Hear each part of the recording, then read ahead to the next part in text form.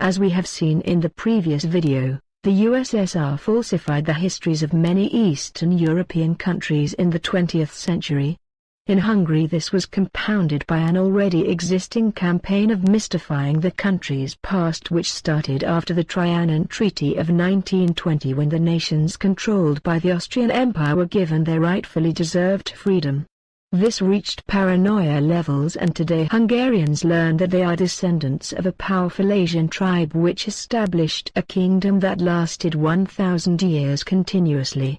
They learn that they were superior to the other nations of Eastern Europe and that they civilized these inferior savages, and they learn that they had a powerful empire in Europe until the evil French divided their 1,000-year kingdom in many pieces and the inferior Romanians, Slovakians, Serbs, Croats, Ukrainians, etc. occupied their land. This brainwashing would be comical at worst if it wasn't for the many extremist groups of Hungary which are convinced that the official history they are taught is true. They're convinced that they are superior to all neighbors and that it is a holy duty for them to punish these savages and repair the, quote, injustice of Trianon. But let's see what the facts say about Hungarian history.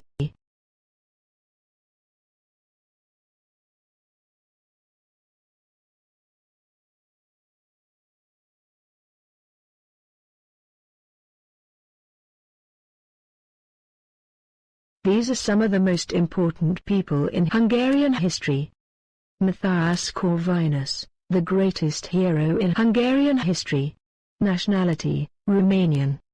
Sándor Petőfi, the national poet of Hungary.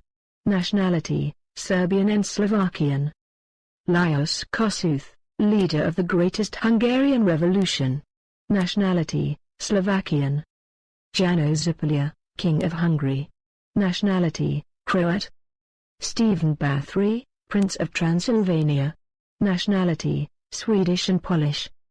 Francis Rákóczi II, famous revolutionary. Nationality, Slovakian. Gabriel Bethlen, Prince of Transylvania. Nationality, French. Ion Hunyadi, King of Hungary. Nationality, Romanian. Charles I of Anjou, King of Hungary. Nationality, French, etc. The Hungarian nation does not exist. Asian DNA is almost non-existent in Hungary, and the little there is comes mostly from the Cumans that settled around Budapest in the 13th century because of the Great Mongol invasion. Hungarian is a language like Spanish in South America. Officially the Hungarians are told that the closest languages to their own are the Finnish and Estonian languages. But a Hungarian cannot understand a word of Estonian and a Finn cannot understand Hungarian at all. Hungarian belongs to the Ugric group of languages together with the Khanty and Mansi languages, and even though they have been separated for more than 1,000 years, these languages are today surprisingly similar. The Khanty and Mansi people live in today's Russia, where their old territory, called Ugra, is located. This is where the name Hungary comes from, and this is where the Ugric tribes left towards Europe. As we can see, Hungarians today are totally unrelated to these people.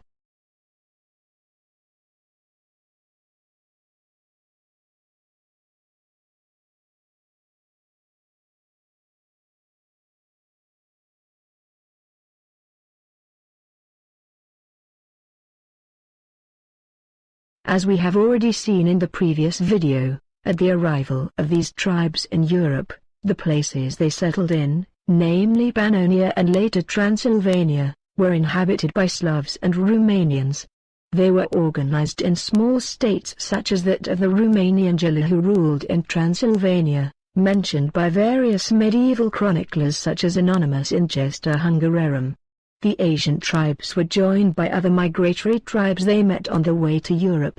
The 13th century chronicler Simon de Kaiser says that they were organized in 102 clans. Like most other Asian hordes that came to Europe, these tribes robbed and pillaged Europe continuously until they were defeated by the German King Otto the Great and were forced to settle between the Slavs and Romanians in today's Hungary. From there they tried to conquer Transylvania and other eastern lands but failed as well. Transylvania would finally be conquered completely 2 centuries later by the King Bela III. Like France, where the kingdom was called France because of the Franks which conquered it, even though the country was inhabited by the Gauls, so too the lands occupied by the Ugric people started being called Hungary, even though the entire population was made up of Slavs and Romanians and there was not a single Hungarian peasant. The territory would continue to be divided and ruled by many Slav and Romanian rulers. For example, the Romanians continued to have their own small states in today's Transylvania and Hungary, mentioned as Universitas Valachorum or Estates of the Vlachs in the Hungarian chronicles, up until the 12th century. But they were under the domination of a central Ugric power. This is where the spreading of the Hungarian language started. Everyone who had business with these Ugric rulers had to learn their Asian language. Even after these Ugric people were lost completely, the language of the royal court was still Hungarian. So even though up until 1526, when Hungary disappeared as a state, almost every single king that ruled was not born a Hungarian, they all kept the language in place. The first proper state will be established under the umbrella of the Vatican around the year 1000 when an individual named Vake, a Slavic name, was baptized as a Christian and given the name Stefan. They would later learn Christianity from the local population. For example, the Hungarian word for Christmas, Karácsony, is coming from the Romanian Crăciun, which means creation. Because it was inhabited mostly by Romanians throughout its existence, Transylvania has always been a distinct entity in the Hungarian-speaking medieval kingdom, with its own prince and courts as we have shown before. Actually, the only time in history when Transylvania was an integral part of an independent state named Hungary was during World War II when Hitler occupied Romania and gave half of Transylvania to his Hungarian-speaking allies. Throughout history, Hungarian speakers showed extreme hatred towards the indigenous Romanian majority. The weak or greedy Romanians that abandoned their language and started speaking Hungarian followed the exact same behavior style until today. The start of the forced spreading of the Hungarian language in Transylvania was taken in 1308 by Charles Robert of Anjou, the then Prince of Transylvania. Until then the Hungarian language was only spoken by a few noblemen and by the rulers. Charles Robert of Anjou was supported by the Vatican, which was always the main player in medieval Hungary, and his mission was to spread Catholicism in Romania. He tried to invade the Romanian lands outside Transylvania, but his army was ambushed and crushed by a small army of Romanian peasants at the Battle of Posada. The Vatican then turned against the Romanian nobleman who ruled the Transylvanian Universitas Valachorum mentioned earlier. His successor Louis of Anjou, also a Frenchman, issued a law targeting the Romanian nobility in 1366, that required all noblemen to adopt the Catholic faith. As a result, many adopted the Catholic faith and the Hungarian language. For example, the nobleman Candia changed his name into Kendani, John of Hunedoara became Hunyadi, etc. 100 years later, when no more Romanian noblemen were left, having all been converted to Catholicism and Hungarian speakers or being reduced to simple peasants for their refusals, all military power was concentrated in the hands of the Hungarian, Saxon and secular noblemen who banded together against the Romanian majority of Transylvania, which was now composed exclusively of peasants, and formed the Unitrium Nationum, the Union of Three Nations in 1438, which effectively transformed the Romanians into foreigners in their own land and started an apartheid regime. Everyone could occupy the lands of Romanians, who were treated like subhuman. The Romanian peasant became the property of the Hungarian-speaking nobleman and was not allowed to leave the estate. As oppressed as they were, these poor peasants had to support the entire functioning of the Hungarian speakers' kingdom through their taxes, since the noblemen were exempt of any tax. Moreover, until 1730 the Hungarian-speaking tax officers had no salary and made their living exclusively on the back of the peasant through various legal or illegal fines, often extorted through violence. The Hungarian-speaking noblemen were given the right to impale Romanians, called justpătabili, to behead them, called justgladii, to beat and torture them, etc. The name Romanian became synonymous with serf, or slave. Romanian churches were desecrated or converted to Catholic ones, priests were turned into serfs, etc. Talking about the reign of Louis Evangel in his work Rerum Gallicorum, Antonius Bonfini writes that as a result of such practices the Romanians and Slavs were slowly leaving their Orthodox faith and becoming Hungarians, and as such the Catholic religion was practiced by a third of the kingdom at that time. Indeed, the Romanian majority was so threatening to those who abandoned their Romanian language, that in 1568 the Edict of Turda was signed, which strangely accepted heretic faiths like the Unitarianism, but banned the majority religion of Transylvania, the Romanian Orthodoxy. This behavior was in stark contrast to that of the earlier Slavic settlers who repaid the Romanian hospitality by integrating in the local culture and nation. As a result, apart from a large number of bloody revolts, a massive exodus of Romanians to the other Romanian lands outside of Transylvania began. Today, the most common village name in Romania is Ungari, which means the Hungarians or the ones from Hungary. These were all villages founded by Romanians who ran from the genocide happening in Transylvania, to preserve their Orthodox faith and their Romanian language, after the Great Mongol invasion when the Cumans left the lands of Romania and settled in Hungary. The Hungarian kingdom started the colonization of Saxons in Transylvania to better control the lands, since Romanians were seen as a threat. The Saxons would prove to be just as sadistic towards Romanians as those who became Hungarian speakers. For example, the village of Carta is first mentioned when the lands were stolen by the Hungarian king Andrew II and given to Saxons. In the nearby town of Sibiu, like everywhere in Transylvania, Romanians were not allowed to build stone houses. On top of that, the Romanians from the neighboring villages were not allowed to cut wood from the forests either. The one who did would be hanged. If he was not caught, the village had to give another Romanian to be hanged in his place. Romanians would circumvent both these sadistic laws and build clay houses. The Saxons would continuously push the Romanians towards the mountains. Transylvania was then partially covered in forests, so when the Romanians would clear a patch of land and build a village, the Saxons would chase them in the forests again.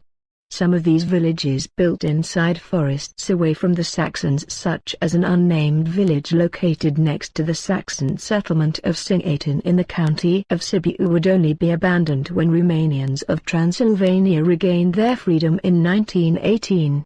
Even in that age, in the 20th century, in places like Cristian in the county of Sibiu, the Saxons would not allow Romanians to enter in their villages. The racism of the Saxons would only disappear after Transylvania became free and the Romanians treated the Saxons with respect and without vengeance, unlike the Hungarian speakers, which by the 19th century were treating the Saxons with the same contempt they had for everyone. After the death of Romanian King Mircea the Elder, the kingdom of the Hungarian speakers came under threat from the Muslims. In 1526 Hungary was occupied by the Ottomans and disappeared from history as an independent state until 1920. Transylvania, as always, remained separate from Hungary and remained an independent state as a vassal to the Ottomans until 1600, when the Romanian King Michael the Brave liberated Transylvania for a short time and for the first time after the Roman conquest of the Dacians, united most of the old Dacia in a single kingdom. Transylvanian Count Bethlen writes that as Michael the Brave was defeating the Transylvanian king, the entire Romanian peasantry of Transylvania rebelled and attacked the Hungarian oppressors. Even though Hungary disappeared in 1526, the Hungarian-speaking noblemen continued their savage attacks on the Romanian peasants in their attempts of extirpating the Romanian language from Transylvania. For example, the German Konrad Hildebrand writes that he was shocked by the appalling sights of Romanian peasants being impaled in the villages he passed through. He writes that the Romanians were so oppressed, that they considered hanging a favor instead of impaling. All this time, in spite of the veritable genocide taking place, the strongest of Romanians always held on to their language. Even in mainland Hungary we find a strong Romanian community which in 1631 writes to Holy Roman Emperor Ferdinand II to ask for a Romanian bishop to be allowed to come from the east. Soon after, in 1699, Transylvania loses its independence and becomes part of the Austrian Habsburg Empire along with Hungary. In the army that chased the Ottomans away there were no Hungarian speakers, just as all throughout the Islamic occupation of the Hungarian-speaking lands there were no revolts of the Hungarian speakers. The Austrians continued the savage attempts at transforming Transylvania into a Catholic land and the oppression of the indigenous Romanians. For example, in some areas Romanians were not allowed to build stone churches. But instead of moving to Catholicism, the Romanians started building the famous wooden churches we described earlier, which are still standing today. Moreover, during the reign of Maria Theresa in 1774 a new Christian cult called Greco-Catholicism was invented and some Romanians were forced to convert and their Orthodox churches confiscated. This was identical to the Operation Ugy-Magyars of 1754 when many gypsies of Hungary and Romania were forcefully Catholicized and given Hungarian names. Romanians would continue to be persecuted throughout the existence of the Austrian Empire. For example, Romanians in the region of Banat, today in Romania and Serbia were not allowed to wear good clothes, and thousands of Romanians were used as slave labor and worked to death to construct the Austrian fortress of Alba Iulia. Eventually, after all attempts at converting the Romanians into Hungarian-speaking Catholic speakers failed, the Austrians would start massacring peasants and destroying the Orthodox churches and monasteries through people such as the General Adolf von Buchow who bombed dozens and dozens of Orthodox churches and confiscated the rest for the Catholics. Until 1918 when Transylvania became free, no more Orthodox monasteries would exist in Transylvania. Of course, all throughout the occupation, the Austrians never forgot to steal as much Dacian artifacts and gold as they could, which today fill the Viennese museums. After centuries of aggressive attempts of spreading the Hungarian language, the Hungarian speakers were still just a small minority not only in Transylvania but also in Hungary, where in 1787 the Hungarian speakers formed just 19% of Buda, called Ofen by the Austrians, which was the former capital of the Kingdom of Hungary. For example, data from 1715 shows that Taban, a central neighborhood of Budapest, had 1,538 households of which 769 were Slavic, mostly Serbian, 701 were German, and only 68 were Hungarian-speaking. This is why Maria Theresa called Transylvania Terra Nostra Valahica, meaning our Romanian land, and Stefan Ludwig Roth says in 1846 that Romanian should be the official language of Transylvania. Many revolts were caused by the sadistic behavior of the Austrians towards the Romanian majority in Transylvania. The German geologist Belzazar Hacky, who researched the mountains of Transylvania during 1763 and 1764, wrote about the suffering of the Romanian people during the Austrian occupation, quote, "This oppressed and neglected nation possesses the worst lands in Transylvania. These lands are taken away from them as soon as they are deforested by the Romanians and are ready for agriculture. Every Saxon or Hungarian can take the land of the Romanian even if the latter has been the rightful owner for hundreds of years. The Romanian is chased into the mountains with his entire family where there is nothing but rock, and sometimes he is forced to leave Transylvania. If a Romanian village is placed close to a Saxon or Hungarian village, the Romanians are not allowed to get closer to these two privileged nations than the Gypsies are allowed. Nobody addresses a kind word to the Romanian and he does not have holy days. I will never forget the words of an old Romanian man from Sincoveș, spoken on his deathbed. He said he dies happy because he does not leave behind neither wife nor children in slavery. End of quote. The greatest of these revolts was that of 1784, when the simple Romanian peasants of Transylvania defeated the powerful army of the Austrian Empire, sending shockwaves throughout Europe. So damaged was the Austrian Empire that the peasant that led this revolt, called the King of the Dacians by the Austrian chronicles, was received 3 times by the emperor, something which very few people in the world at that time could manage. We will talk more about this revolt in later videos. As we have shown in the previous video, revolts such as these and claims for fair treatment would cause the Austrian Empire to invent various theories about the origins of the Romanian people, to justify their cruel treatment. These lies would later be taken over by the Hungarian speakers and taught as historical truth in Hungarian schools until today. Weakened by wars and internal revolts, the Austrian Empire was forced to accept the blackmails of the Hungarian speakers, and in 1867 an autonomous region called Hungary was created inside the Austrian Empire, which also included Transylvania and the other Romanian lands. Hungarian schoolbooks today say that this was the fabled quote, Greater Hungary, and it is these lands that the paranoid Hungarian nationalists are hoping they will one day conquer again. Even though inside this autonomous region of the Austrian Empire Hungarian speakers were just a small minority. Although the Hungarian schoolbooks say that this province of the Austrian Empire was independent and an equal partner to the Austrians, the Hungarian speakers did not have anything to say in the important business of the empire, such as external affairs. For example, in 1914 nobody asked the Hungarian speakers if World War I should be started. The Austrians just commanded the Hungarian speakers to fight, because all power was in the hands of the Austrians, and the Hungarians were just tolerated and only allowed to rule the area that was assigned to them in 1867. The 1867 pact was possible because the Austrian Empire was weakened by wars and revolutions, such as the 1848 revolution. Unlike other European nations which joined the Masonic revolutions of 1848 for higher ideals, the Hungarian speakers saw this revolution as a means to gain dominance over the other nations existent in Eastern Europe and force them to become Hungarian speakers as well. The leader of the 1848 revolution of the Hungarian speakers was the ultranationalist psychopath Lajos Kossuth. His views of the Romanian people were expressed in the Kossuth Hírlapja, or Kossuth's News Bulletin on October 24, 1848. Quote, "You can subjugate the Romanians like cattle, of which they differentiate only because they can talk."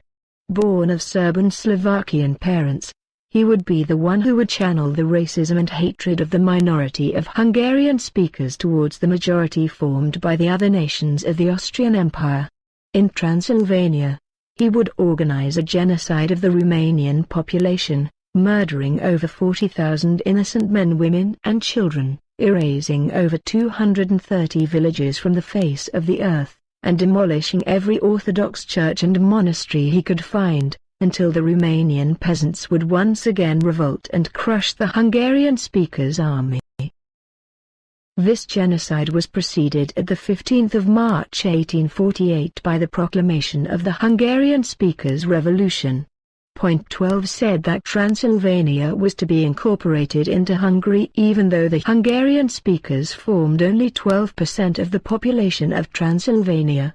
The only right that Lajos Kossuth would recognize for the Romanian majority of Transylvania was that of assimilating into the Hungarian speakers' nation.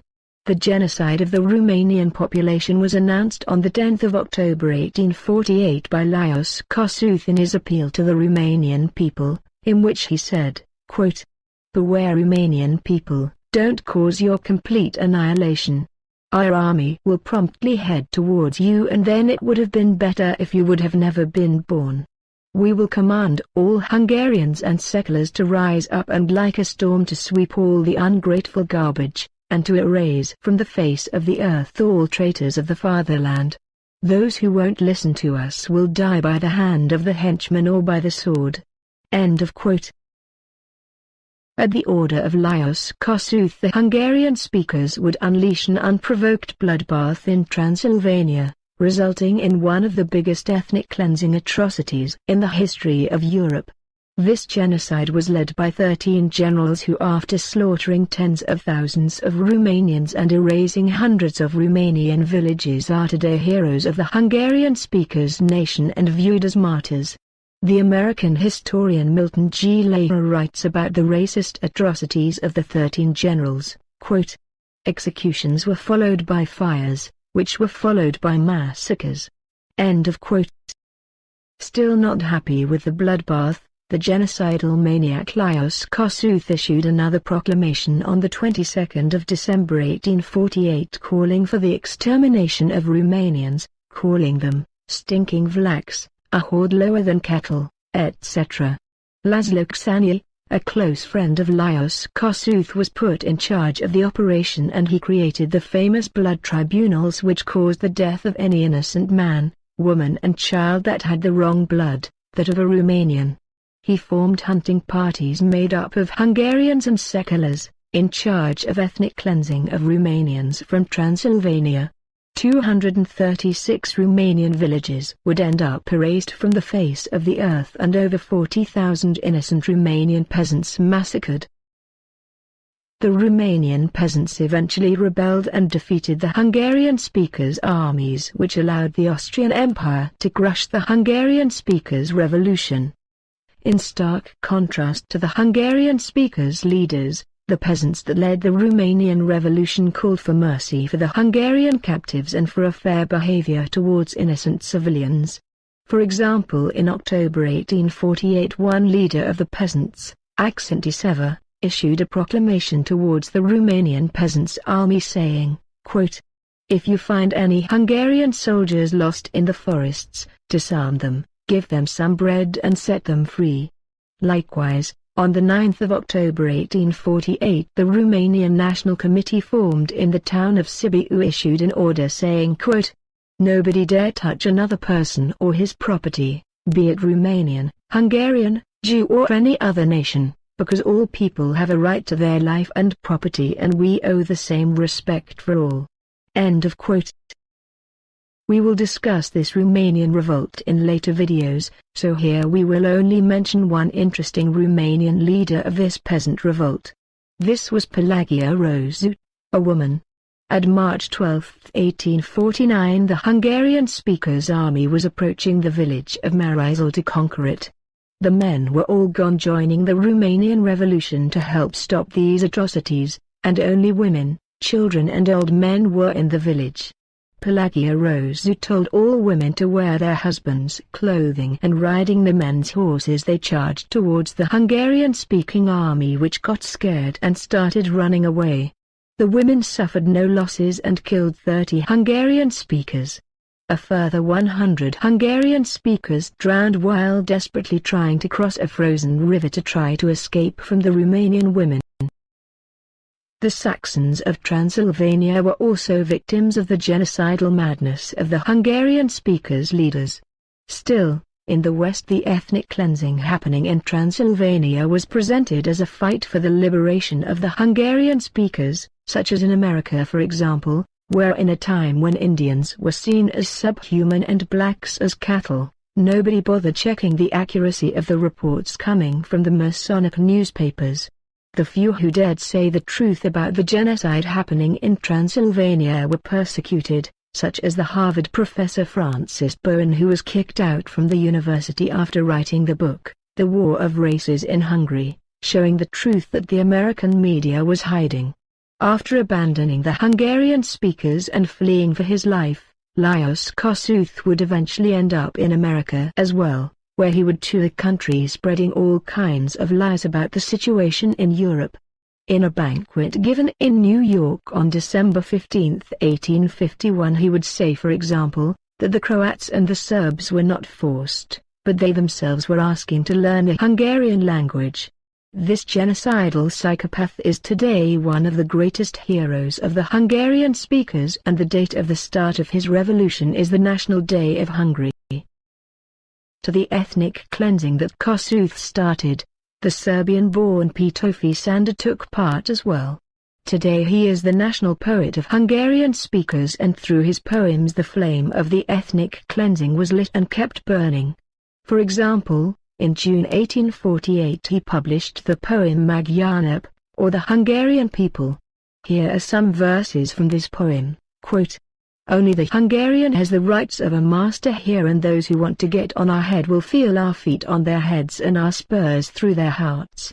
In September 1848 he wrote a Litvajihol, or Life and Death, calling the Croats, Serbs, Slovakians, Germans and Romanians, quote, "only hungry and disgusting crows."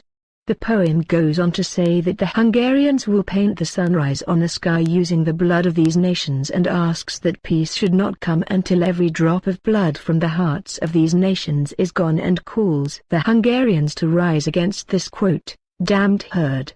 Petofi Sanda would go on put his sadistic poems into practice during the Hungarian speakers' revolution until he was caught by the Russians and sent to Siberia to pay for his crimes. These are the crimes committed by the soldiers commanded by this individual, who is today the national poet of Hungary.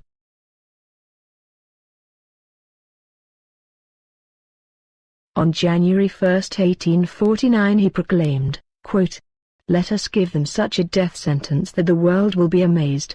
Let us know no mercy."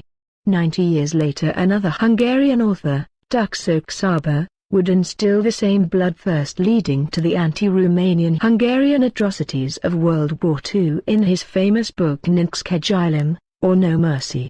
Many other Hungarian poets and writers expressed the same infinite hatred towards the Romanians. Dugan Alexandras wrote, "Don't believe these deceivers until they have assimilated into the Hungarian nation." Joseph Bajza wrote that he is not afraid of the Slovak and Romanian people which the Hungarians ruled, saying that the Hungarians are the only people of God. Dordila Rand wrote, quote, "I will suppress every Vlach I can find. No mercy. I will put the entire population through the sword, poison the wells, kill the babies, until there is only one race in Transylvania, the Hungarian one." As we have mentioned before, the 1848 revolution of Hungarian speakers was one of the causes of the pact that created a province named Hungary inside the Austrian Empire in 1867, when Hungarian speakers were made rulers of this province even though they formed only a small minority. Until the First World War, Hungarian speakers would rule this region with an iron fist, and during this period the majority of the latter Hungarian nation would be born through forced assimilation. All the institutions were contrived for the exclusive dominance of the Hungarian speakers, who were a minority in their own country, but viewed the Slavs, Romanians and others as inferior beings. For example, Hungarian was the only language used in state schools, in street naming, in teaching the Bible, etc. Thousands and thousands of Romanians, Slovaks, Serbs, Germans, etc. were forced to adopt Hungarian names. Political trials would throw the Romanian elite in jail. The electoral law for Transylvania was distinct from the rest of the Hungarian-ruled area, since in Transylvania the Romanians were the majority. The goals were to push the Romanians towards cultural and economical regress in order to assimilate them more easily. Most Romanian schools were closed and replaced with Hungarian schools. So determined were the Hungarian speakers to assimilate the entire Romanian nation from Hungary and Transylvania, that they issued a special law exclusively targeting Romanian schools, the Istoria Law. In 1907 a so-called Magyarization manual was produced for the members of the Hungarian government, detailing the steps that needed to be taken to forcefully assimilate the non-Hungarian majority. These steps included the destruction of ethnic unity of Romanians through a new territorial organization of electoral constituency, the abolishment of the autonomy of the Orthodox Romanian Church, the closing of preparatory schools for Romanian teachers and the forcing of such would-be teachers to learn only in Hungarian institutions and only in the Hungarian language, aggressive state control of any Romanian cultural organization. the disinformation of European public opinion through the falsification of census data, etc. The same measures were taken against all other nations that were ruled by the Hungarian-speaking minority, and this is how the Hungarian nation was born during the 19th and 20th centuries. For example, the town of Crista was inhabited mostly by Romanians in 1866. After the Hungarians got in control in 1867, the Romanian priest was chased away, the church closed, Germans and Hungarian-speaking gypsies brought in, and the Romanian names changed. Today everyone there speaks Hungarian. On the 9th of May 1891, the Hungarian central newspaper Pesti Holnap was jubilating about the fact that people from a Slovakian village were forced, through violence, to listen to the church sermon in the Hungarian language. Around the same time, there was no gymnasium using the Slovak language in entire Slovakia. Bela Grunwald wrote that the purpose of the schools of that era was to take in young Slovaks and give out true Hungarians. Also in 1890, in Budapest, whereas we have seen a century earlier the Germans were in a majority, there was not a single school that used the German language, although in Budapest still lived 120,000 Germans that were not yet assimilated. A century earlier, in 1728, the hatred of Germans in Hungary pointed the German colonizers of Ardud to ask the Habsburg Empire to colonize them somewhere else, since they said it was impossible to live among Hungarian speakers.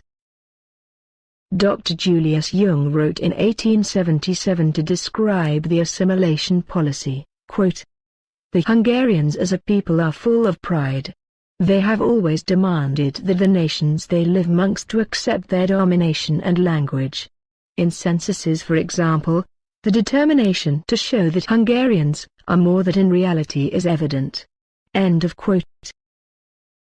In just a few decades the centuries-long dream of the Hungarian speakers became a reality. Dr. Ksanki Dezső wrote in 1894 that in the 15th century the number of Hungarian settlements was negligible, since most Hungarian speakers were the rulers and the warriors.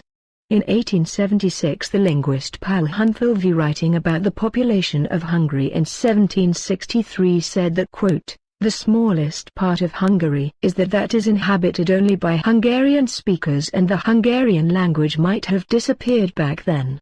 In 1840 Hungary contained 37% Hungarian speakers, but in 1910 the percentage rose to 48%. The assimilation policy was successful, and after the Treaty of Trianon in 1920, when the nations occupied by the Austrians were set free, for the first time in history a country where the Hungarian speakers were a majority was formed. The assimilation continues today, making Hungary one of the most ethnically pure countries in Europe. One of the most famous examples of the anti-Romanian policy of the Hungarian speakers of the Austrian Empire is that of Bădea Cătăan, an old man from the village of Carter that we mentioned earlier. He traveled on foot to Rome to see Trajan's column, and also traveled extensively through the free Romanian lands outside Transylvania to gather Romanian books to take to the Romanians in Transylvania. He was thrown in prison many times by Hungarian authorities for bringing Romanian books into Transylvania. His last wish was to die outside Transylvania in the free Romanian lands. On the 4th of June 1907, 76,621 Romanian books gathered by Bădea Cătăan would be burned by the Hungarian authorities in their paranoid attempts at suppressing the Romanian language in Transylvania. But these were not the only means of destroying the Romanian culture in Transylvania. For example, the Hungarian antiques dealer Samuel Nemes in 1834 falsified some Roman wax tablets to try and quote-unquote prove that the Roman Empire used some Proto-Hungarians in the gold mines of Dacea, in order to show that Hungarians were present in Transylvania for 2,000 years. This practice is still continued today, when the Hungarian speakers in Romania are doing all they can to suppress historical and archaeological information about the Romanian people, such as in Gigodin, where the authorities, Hungarian speakers, demolished a Dacian archaeological site under the excuse that they were building a telecommunications antenna. Many Dacian treasures were stolen and taken to Budapest, such as the items loaded onto a military train in 1944, which was officially quote-unquote bombarded as soon as it reached Hungary. In 1914 Austria went to war, and along with it the Austrian province named Hungary. Romania would join the fight against Austria to liberate Transylvania from its oppressors. Thousands and thousands of Romanians from Transylvania crossed the mountains, risking their lives, since any Romanian caught crossing the border would be hanged by the Hungarian speakers, and joined the Romanian army. Today the majority of Transylvanian towns and villages have commemorative monuments with long lists of such Transylvanian Romanians who gave their life for the liberation of Transylvania from the Austrians and the Hungarian speakers. Austria lost the war, and in 1918 Romanians from all corners of Transylvania sent their representatives to the town of Alba Iulia, where a union with Romania was voted. The German community of Transylvania also voted for union with Romania. The Romanian army entered Transylvania and chased the armed Hungarians out of the country. As they left, the Hungarian speakers left a trail of massacres. They mutilated, burned alive, tortured and killed many innocent peasants in villages such as Bologa, Morlica, Bălăz, Mihalt, Filii de Sus, Cavacinti, Torti, Mandru, Poieni, Sohodol, etc. In the next year Hungary was occupied by the Bolshevik regime of the Jubilee Kun, or Cohen, who tried to implement the same Bolshevism that was savagely implemented in Russia at that time. The Romanian army promptly intervened and occupied Budapest and saved Hungary from Bolshevism. The Hungarian propaganda machine would once again start rolling out false stories in the West, saying that the Romanians were pillaging Budapest and committing atrocities. But honest witnesses such as the American journalist Charles Upson Clark described the true situation for posterity. He writes in his book Great Romania, published in 1922, that before he left for Budapest he was under the influence of the Hungarian propaganda and was expecting a chaotic and violent occupation of the Romanians. He goes on to say that not only the Romanians did not take revenge for the 1,000 years Romanian genocide done by Hungarian speakers and demolish Budapest as he was expecting, but they actually normalized the life of the people of Budapest. He writes that the food captured from the Bolshevik army was given to the starving population of post-war Budapest, and that 4 trains were used to continuously supply Budapest with food. This made the cost of living in Budapest to be even less expensive than in Bucharest, the capital of Romania. Cultural activities were also resumed under Romanian occupation, and the journalist describes his array of choices of various theatrical plays and art expositions that were available. He writes that even horse races were resumed. Nothing was suppressing the life of average Hungarians in Budapest, and the fact that 150,000 gathered at one time to discuss the political future of Hungary is evidence for that. The Hungarian speakers left in Romania after the liberation of Transylvania were treated with the same respect. For example, 81,000 poor Hungarian-speaking families left in Romania were given free land after 1918, during the agrarian reforms. At the Treaty of Trianon in 1920, for the first time after 1526, an independent state named Hungary was created in Europe. Unlike in the Middle Ages, this time the Hungarian speakers formed the majority of the population. Oddly, the Hungarian speakers were not happy that for the first time in their history they had their own state and were the majority of that state, but viewed the liberation of the other nations trapped in the Austrian Empire as a tragedy. In their desperate attempt at gaining control over the Romanian lands again at the Treaty of Trianon, the Hungarian party would support their case by claiming that the Romanian is an inferior race that needs guiding from the Hungarians and Germans. They would also resort to distortion of Transylvanian history. For example, The Hungarian delegation argued that the chronicles that said that the Romanians already lived in Transylvania when the Ugric tribes arrived, such as that of Anonymous, are not trustworthy. Strangely, at the same time the Hungarian delegation was saying this, in the center of Budapest a large statue of the chronicler Anonymous reigned supreme, showing how ready to tell lies the Hungarian speakers were. Tens of thousands of Romanians were trapped in the new state of Hungary. Today only a few villages are left. A similar thing happened to the other nations that were trapped in Hungary after the Treaty of Trianon in 1920. Almost all were assimilated. This was the moment when the Hungarian government started falsifying the country's past, to justify their claims for land from their neighbors. For example, to try to show that the medieval king of Hungary John Hunyadi was not Romanian, the names in his genealogy were changed to show that he comes from some Asian migratory tribes. The Hungarian historians would construct through similar means a mythical past of Hungary, one which says that the country endured for 1,000 years in Europe and was the only source of civilization in an area inhabited by inferior savages who repaid the Hungarians by stealing land from this legendary kingdom. LOL. This brainwashing was one of the causes of the Hungarian atrocities committed against Serbians and especially Romanians during World War II. Hitler needed to get his hands on the oil of Romania, without which World War II would have ended before it started, so he allied with everyone who had a claim on Romanian land. He first gave part of Moldova to Stalin and then split Transylvania in two and gave a part to Hungarians who accused him in 1940 of quote-unquote discrimination, for not giving them Romanian land like he gave to Stalin.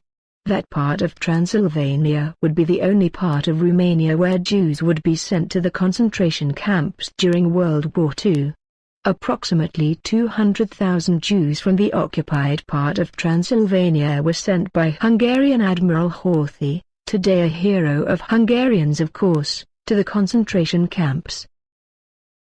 The Hungarians that entered Transylvania were driven partly by the false history they learned and partly by poems of sadistic murderers like war criminal Albert Was, who was convicted for murdering innocent Romanians and is today a respected Hungarian poet with statues all over the areas inhabited by Hungarian speakers. This hatred would once again express itself as an ethnic cleansing of Romanians from Transylvania. After Hitler forced the Romanian army to withdraw from the occupied part of Transylvania, the Hungarian soldiers unleashed a genocide against the defenseless women, children and simple Romanian peasants of Transylvania. Not even unborn babies were spared. The official statistics put together by the Romanian army after World War II records 919 killings, 717 cases of mutilations, 3,373 cases of beatings, 13,369 cases of arrests, 117 cases of Orthodox Church destruction, 501 cases of devastations of Romanian towns and more than 500,000 Romanian refugees that escaped into Romania. Unofficially the numbers are higher.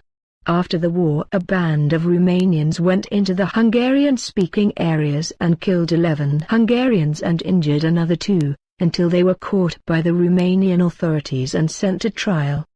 The Hungarian speakers claim that this was an ethnic crime similar to the crimes committed by the Hungarians throughout their history. The locals told the police that the victims were a result of a local fight, however.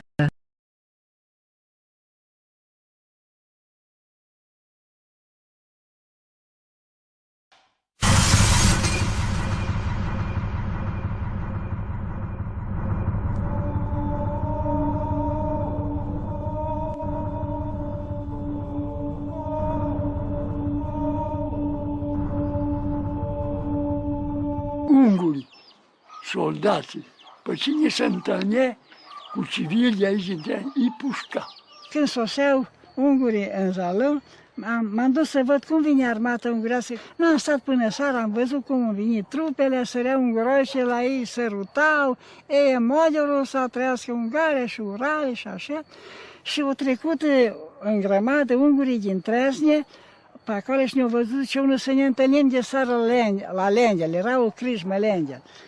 Și acolo am văzut pe unguri, apoi cu soldații de unguri de braț, cântau acolo și beau împreună și soldații mai luau banetul, băteau în masă, ola vir forini, ai să bea sânge de valah, așa zice. 3 ofițeri intră și crupa era acolo.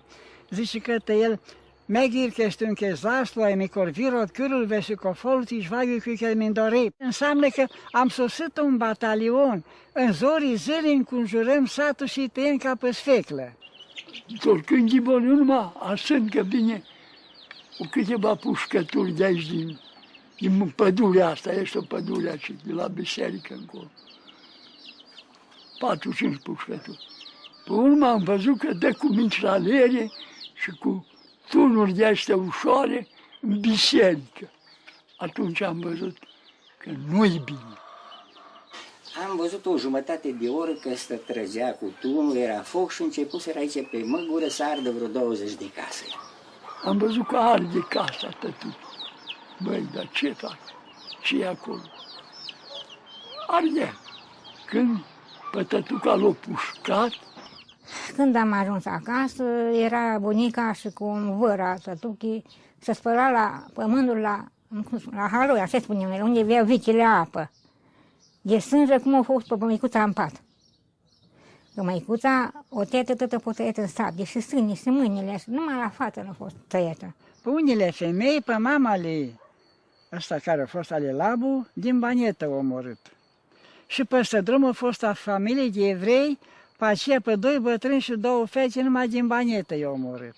Și mai încolo un vecin, iară, din Banietă a fost o fată și o femeie, la familia lui Lazar Ion.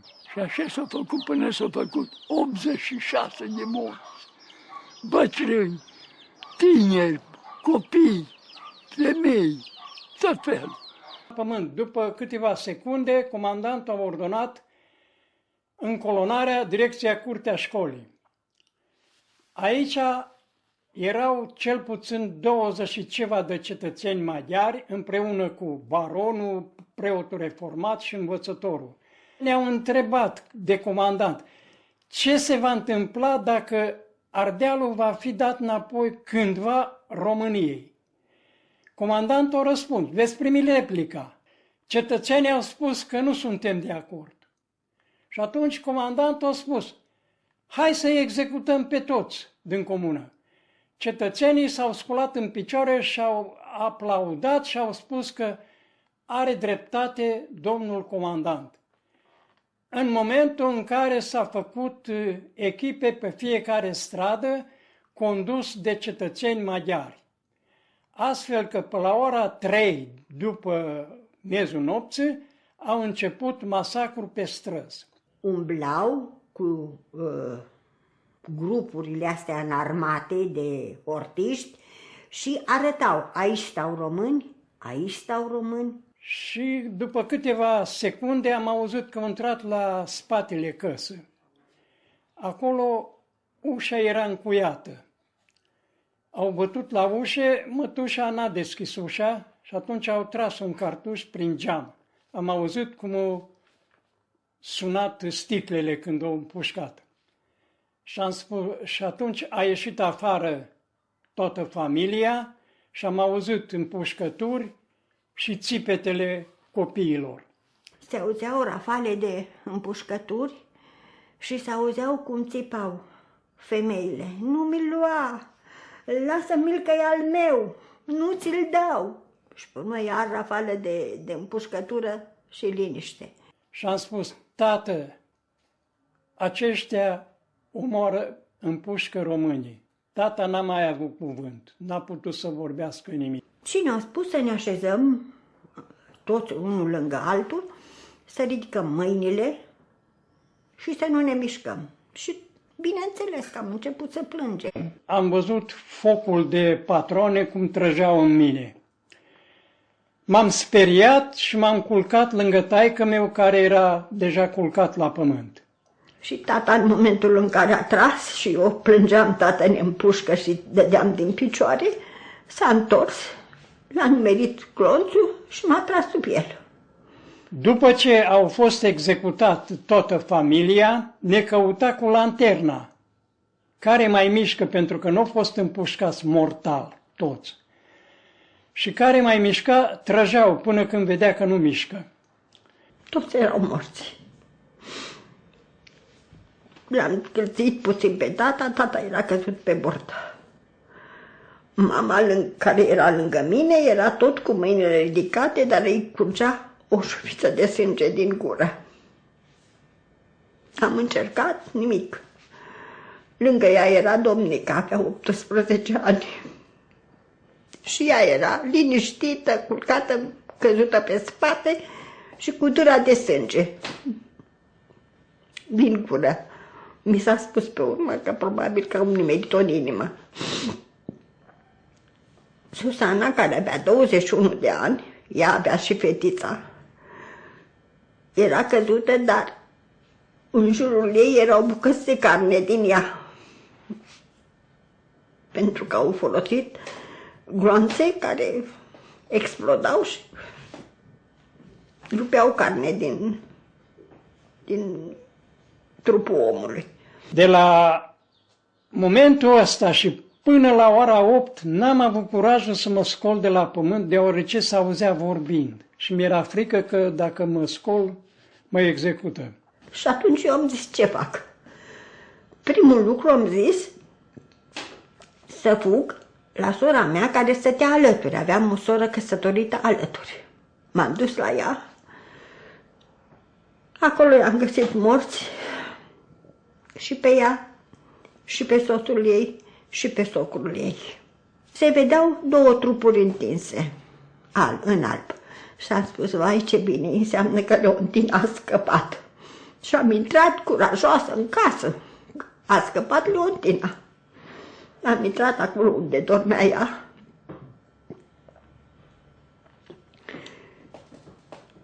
Am găsit-o lângă pat. Se zvârcolise. Căzuse din pat. Nu știu, dar în tot cazul se vedea cum s-a zvârcolit. Era moartă. Zic, nu-i nimic. Am văzut-o pe Viorica, nepoțica mea de 2 ani și 8 luni.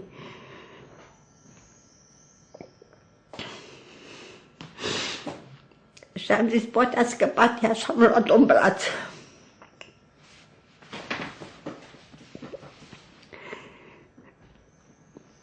Când am luat-o în brațe, nu mai avea jumătate din cap. Îi retezaseră asta, partea din spate. În capătul comunei, spre comuna Porț, era familia Lontea Gheorghe. Femeia trebuia să nască și îl trimitea pe bărbatul său, că era în dureri de naștere, du-te după moașă. Și nu l-au lăsat să meargă după moașă pentru că au spus că o ajută ei. Și au ajutat-o. I-au sfârșiat burta și au omorât-o și pe ea și copilul. Și sora mea de 11 luni, când am intrat în casă, după ce m-am sculat de la pământ, era plină de sânge și spartă cu baioneta în pat. La spatele căsă a rămas un copil de 1 an în leagăn. Eu eram în podul casei, auzeam tot ce se vorbea. Soldatul a spus către un țigan, îi cunoșteam vocea la țigan, zice, uite ce-i în casă. Când a ieșit țiganul, a întrebat, ce-i în casă? E un copil în leagăn. Ce face? Râde. A intrat soldatul și am auzit 2 împușcături. Dimineața, pe la ora 9, au adunat cadavrele. Cetățenii din comună cu căruțele. Și atunci am văzut șirul de căruțe care urcau spre biserică. Oamenii spuneau, eu nu mi-am dat seama, oamenii spuneau, probabil că morții la grob.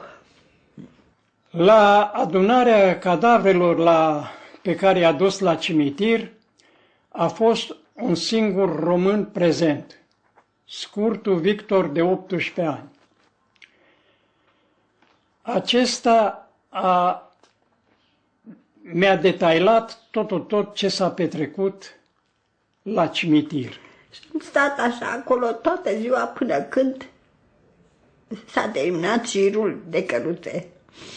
Nu plângeam, nu vorbeam, întrebam numai în care căruțe sunt ai mei. La cimitir, două persoane, Sârca Maria de 40 de ani și Ola Maria de 15 ani, nu erau moarte. Mai suflau. Totuși au fost aruncate în groapă. Când au ajuns căruța cu ai mei ca să-i înmormânteze, acolo erau adunați unguri mulți. Unul dintre ei a luat un par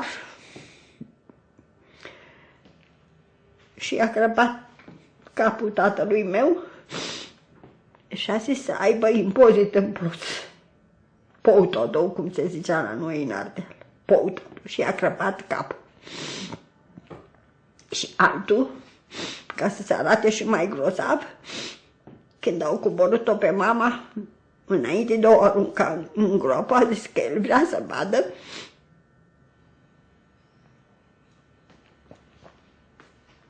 cum este grăsimea de biuțășola, că mama era o femeie voinică. Și a despicat-o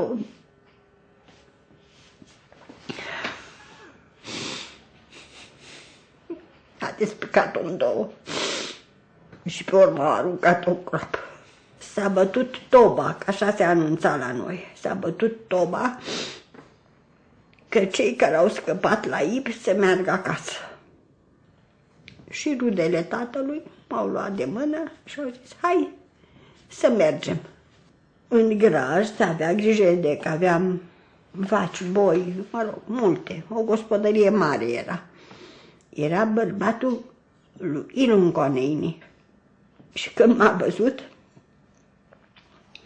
foarte bucuros, a scos din sân un steag unguresc și mi l-a arătat. Și a zis, uită-te, eu l-am ținut înmormântat 20 de ani, dar uită-l că a înviat, dar ai tăi nu mai vin înapoi. În tot cei 4 ani de dominația maghiară, n-a fost voie să se pună cruce la mormântul martirilor.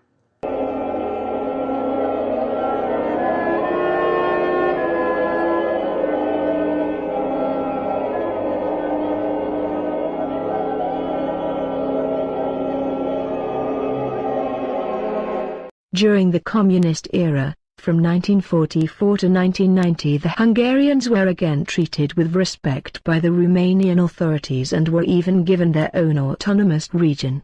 Hungarian speakers were overrepresented in the ruling Communist Party. Hungarian speakers never abandoned their dream of owning Transylvania again, however, and in 1989 we find them plotting an overthrow of the communist regime and the creation of an independent Transylvania with a view of incorporating it into Hungary later.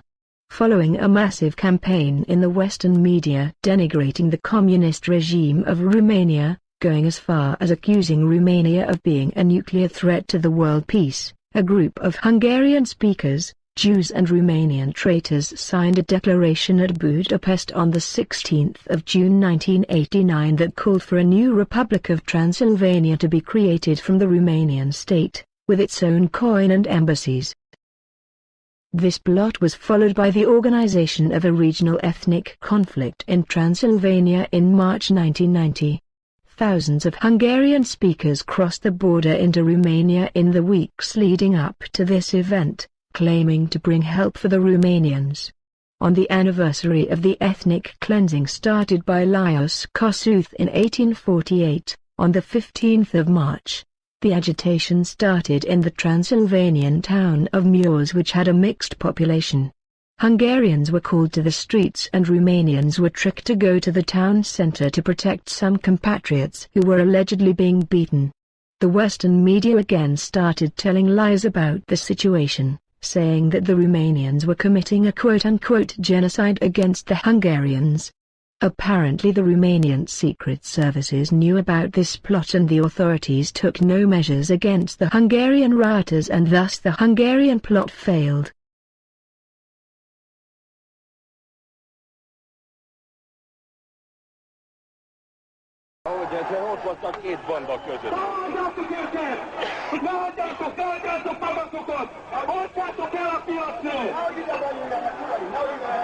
Din balconul de unde s-a condus mitingul, la începutul încăierării și pe toată desfășurarea ei, o voce în limba maghiară a transmis prin megafoane sugestii cum să se desfășoare acțiunile manifestanților.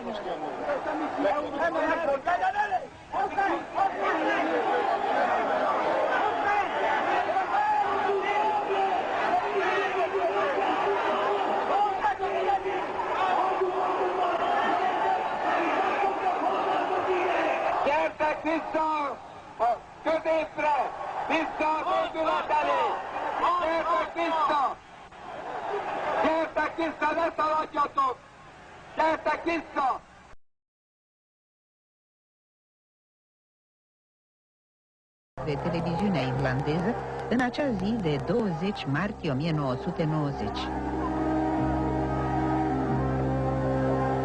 Reportajul a șocat întregul continent datorită violenței cu care grupuri de manifestanți se confruntau, a cruzimii cu care au fost atacate persoane izolate, care, din întâmplare, au ajuns în grupul advers. Dintre toate atrocitățile, lovirea de repetate ori cu bestialitatea unui om căzut pe jos, inconștient, a rămas în memoria milioanelor de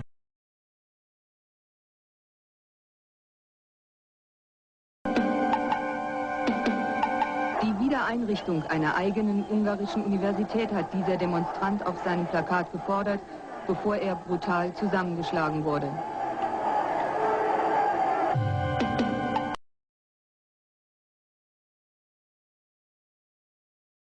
Spuneți-mi însă, atunci când ați fost în Germania la tratament, cum s-au purtat românii de acolo? V-au vizitat mulți români din Germania? Nu m-au vizitat nimeni, din câte ambasada română. Vine de 2 ori pe săptămână la mine acolo la spital. De la televiziune n-a fost nimeni, de la CDF și toate posturile acelea care au prezentat cazul Cofaru exact pe dos, n-a fost nimeni? Nu a fost nimeni. Again the Romanian authorities followed the millenary Romanian tradition and did not take revenge on the Hungarian traitors. Romania changed its legislation after the fall of communism and is today the most tolerant country in Europe with respect to its minorities. In fact, due to the separation of Romanians in various parties, nothing can move in Romania without the acceptance of the Hungarian minority who always votes with the Hungarian Speaker's party, since almost every single government coalition had to include the Hungarian party in order to gain a majority in the parliament. Thus Hungarians had power both at the central level and also absolute power in the regions inhabited by a Hungarian-speaking majority. The spreading of the language continues through all kinds of measures. For example, to be able to get a job with a local authority run by the Hungarians, even janitors and garbage collectors have to speak Hungarian. Moreover, local newspapers have uncovered many cases where the local authorities refused various investments in the area in order to keep the areas from developing and Romanians from coming and settling there. As a result of this perverted nationalism, the areas inhabited by Hungarian speakers are among the poorest in Romania, although Hungarian speakers are always in power at all levels, from the government to the local authorities. Attempts at creating an autonomous area in Transylvania, independent of the rest of Romania, are also being made continuously, coupled with all kinds of chauvinistic behaviors such as celebrating various murderers that we have mentioned before and raising statues for them, printing alternate history books that contain the old theories fabricated by the Habsburg Empire, etc. In Hungary too, the small Romanian community that is still alive there is being assimilated through various measures. For example, in the only high school in Hungary where the Romanian children are allowed to learn using their mother tongue, a falsified history of the Romanian people is being taught. It says that Romanians are actually Albanians who settled with their sheep in Transylvania a long time after the Ugric tribes arrived in a totally empty Transylvania, and then started multiplying really fast until they became a majority. The history of the Hungarian speakers in relation to Romania is identical to that of all other nations of Europe that came into contact with Hungarian speakers. Their current behavior will most likely continue until the cycle of lies is stopped and the Hungarians learn their true history. An ugly truth is always better than a beautiful